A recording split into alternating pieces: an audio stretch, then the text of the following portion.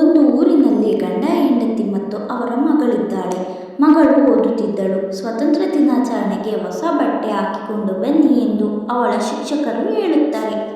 ಅಪ್ಪ, ನನಗೆ ಹೊಸ ಬಟ್ಟೆ ಬೇಕು ಎಂದು ಕೇಳುತ್ತಾಳೆ. ಆಗ ನಿಮ್ಮಮ್ಮನ ಹತ್ತಿರ ಕೇಳಿ ತರಿಸ್ಕೋ ಎಂದು ಅಪ್ಪ ಹೇಳುತ್ತಾರೆ.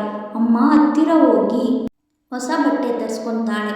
ಆದರೆ ಅಪ್ಪ ಆ ಬಟ್ಟೆ ನೋಡಿದ ಕೂಡಲೇ, ಈ ಬಟ್ಟೆನೂ ಇಷ್ಟೊಂದು ಚಂದ ಇದೆ, ಇನ್ನು ಈ ಬಟ್ಟೆಯಲ್ಲಿ ಮಗಳು ಎಷ್ಟು ಚಂದ ಕಾಣುತ್ತಾಳೆ, ಇವಳನ್ನೇ ಮದುವೆಯಾದರೆ ಎಷ್ಟು ಚೆನ್ನಾಗಿರುತ್ತದೆ ಎಂದು ಹೇಳುತ್ತಾನೆ. ಇದನ್ನು ಕೇಳಿದ ಮಗಳು ಹೊತ್ಕೊಂಡು ಅಮ್ಮನ ಬಳಿ ಹೋಗಿ, ನಾನು ಈ ಮನೆಯಲ್ಲಿ ಇರಲ್ಲ, ನನಗೆ ಒಂದು ಪಂಚಪಾತ್ರೆ ಮಾಡಿಸಿಕೊಡು ಎಂದು ಕೇಳುತ್ತಾಳೆ. ಅಮ್ಮ ಕುಂಬಾರನ ಬಳಿ ಹೋಗಿ ಪಂಚಪಾತ್ರೆ ಮಾಡಿಸಿಕೊಡುತ್ತಾಳೆ.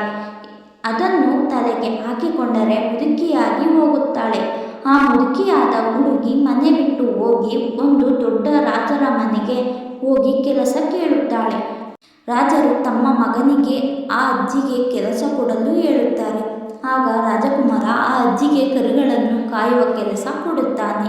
ಆ ಹುಡುಗ ಆವಾಗ ಬೆಳಗ್ಗೆ ಎದ್ದು ತಿಂಡಿ ತಿಂದು ಕರನ್ನೆಲ್ಲ ಅತ್ತ ಇತ್ತ ಹೋಗದೆ ಬ್ಯಾಣಕ್ಕೆ ಹೊಡೆದು ಕರುಗಳನ್ನು ನೋಡಿಕೊಳ್ಳಲು ಬಿಟ್ಟು ಹೋಗುತ್ತಾನೆ. ಅಜ್ಜಿ ತನ್ನ ತಲೆಯ ಮೇಲಿದ್ದ ಪಾತ್ರೆಯನ್ನು ತೆಗೆದಾಗ ಅವಳು ಸುಂದರವಾದ ಹುಡುಗಿಯಾಗಿ ಕಾಣುತ್ತಾಳೆ.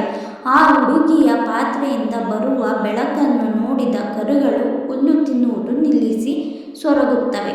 ಇದರ ಕಾರಣ ತಿಳಿಯಲು ಅವನು ಒಂದು ಮರದ ಮೇಲೆ ಅಡಗಿ ಕುಳಿತುಕೊಳ್ಳುತ್ತಾನೆ.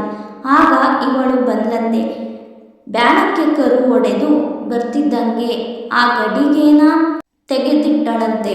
ಆಗ ಅವಳು ಪಾಡಿಗೆ ಕೂತ್ಲಂತೆ. ಹುಡುಗಿ ಅಂದರೆ ಅಷ್ಟು ಸುಂದರವಾಗಿ ಅಷ್ಟು ಚಂದ ಕಾಣ್ತಿದ್ಲಂತೆ. ಇದನ್ನು ನೋಡಿದ ರಾಜಕುಮಾರನೊಬ್ಬ ಅವಳನ್ನು ಮದುವೆಯಾಗಲು ಬಯಸುತ್ತಾನೆ. ರಾಜಕುಮಾರನು ಊಟ ತಿಂಡಿ ಬಿಟ್ಟು ಆ ಹುಡುಗಿಯನ್ನು ಮದುವೆಯಾಗಲು ಹಠ ಮಾಡುತ್ತಾನೆ.